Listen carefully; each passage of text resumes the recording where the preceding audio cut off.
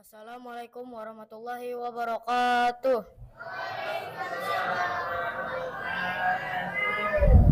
Alhamdulillahirrabbilalamin. Wassalatu wassalamu ala asrafil anbiya'i wal mursalin wa ala alihi wa sahbihi ajma'in, amma ba'du. Jamaah Masjid Al-Muhajirin yang dirahmati Allah Subhanahu wa taala. Pada kesempatan yang pertama dan yang utama, marilah kita panjatkan puji dan syukur kehadirat Allah Subhanahu wa taala yang telah memberikan kita nikmat iman, nikmat Islam, serta nikmat kesehatan, sehingga kita dapat berkumpul pada malam hari ini untuk melaksanakan salat tarawih berjamaah. Salawat serta salam semoga selalu tercurah limpahkan kepada junjungan kita, yakni Nabi Muhammad SAW. Semoga kita semua yang hadir pada malam ini mendapatkan syafaat beliau di akhir zaman nanti. Amin. Untuk memberikan keberkahan pada malam hari ini, marilah kita buka dengan bacaan basmalah bersama-sama. Bismillahirrahmanirrahim.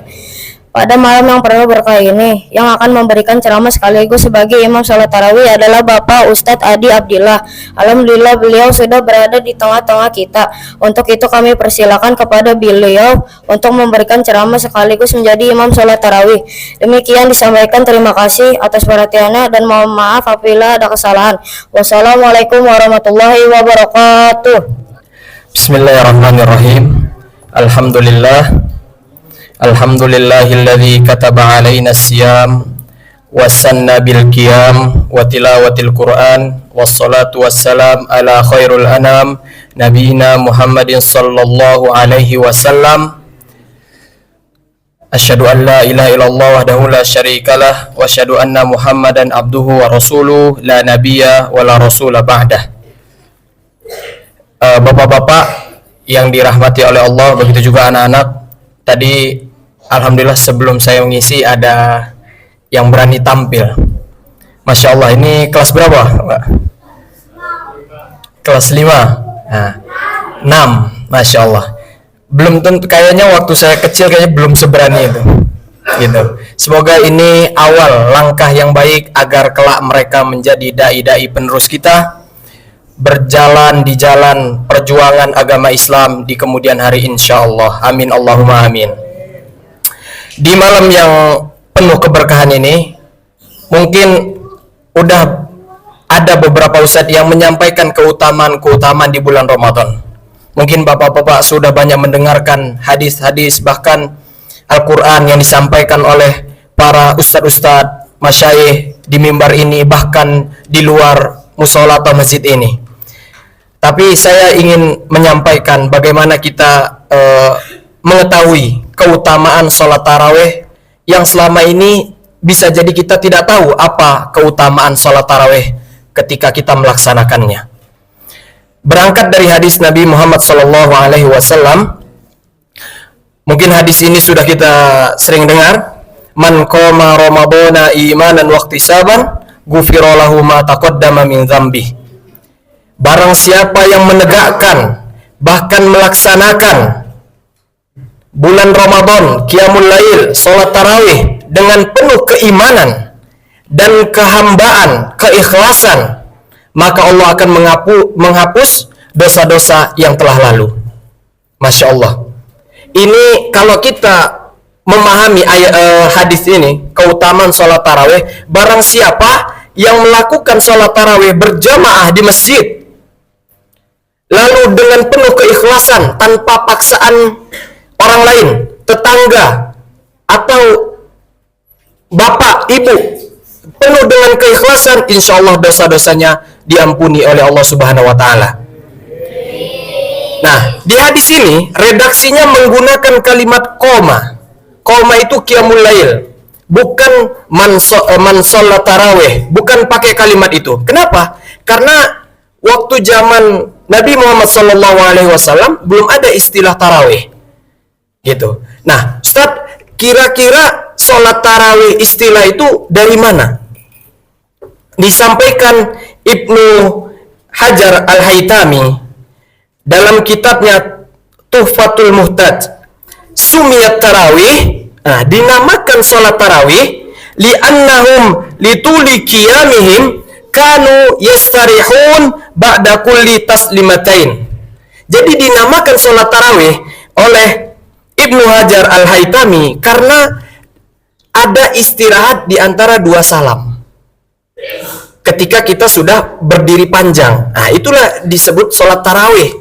Roha, ada istirahatnya, tidak langsung gitu. Jadi, tapi konteks dari hadis ini bahwasanya barang siapa melaksanakan sholat tarawih syaratnya dengan keimanan dan tidak ada paksaan, betul-betul dengan keikhlasan, penghambaan oleh Allah, semoga dosa-dosa kita diampuni oleh Allah.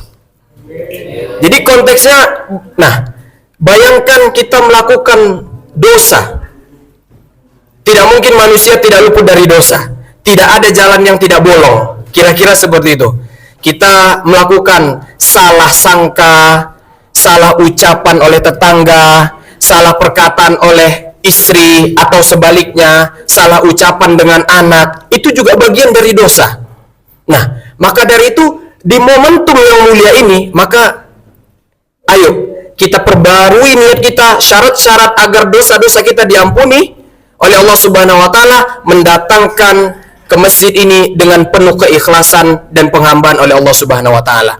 Jadi 30 hari kita melaksanakan sholat tarawih, semoga kita istiqomah, dosa-dosa kita diampuni oleh Allah.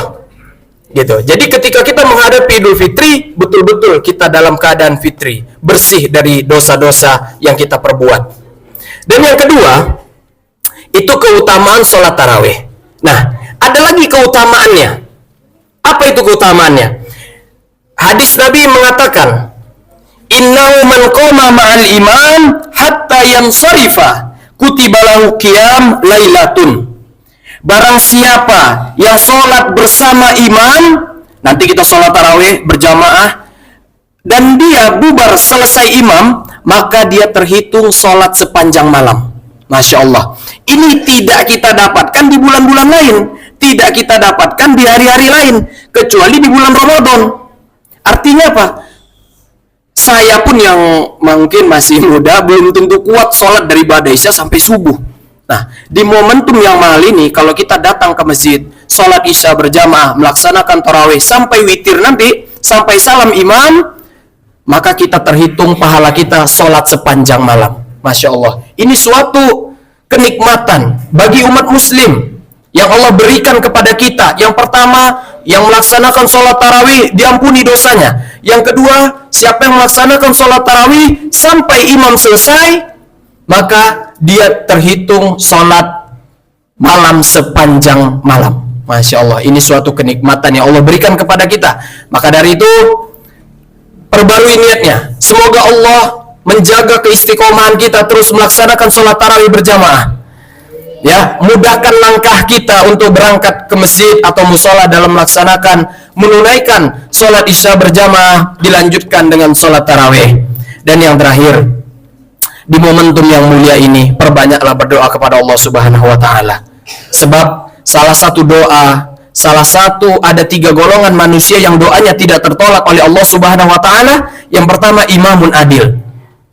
Yang kedua, da'watu mazlum, doa-doa orang yang dizolimin. Dan yang terakhir adalah as-shaim hatta yuftir, orang yang berpuasa hingga dia berbuka, doanya tidak tertolak oleh Allah Subhanahu wa taala. Maka dari itu, perbanyak berdoa. Yang Allah uji dengan keterbatasan rezeki, yang Allah uji belum memiliki keturunan, yang Allah uji dengan penyakit. Semoga ketika kita banyak berdoa di bulan ini, semoga Allah mengijabah dan mengabulkan hajat-hajat kita. Jadi itu yang bisa saya sampaikan, semoga bermanfaat. Dan kita semoga berdoa kepada Allah selalu istiqomah menuntaskan bulan ini dengan penuh keimanan dan keikhlasan. Kelak kita menjadi hamba-hamba la'allakum tattaqun setelah Ramadan ini selesai. Semoga Allah mempertemukan kita di Ramadan yang akan datang kembali. Wabillahi taufiq wal hidayah. Wassalamualaikum warahmatullahi wabarakatuh.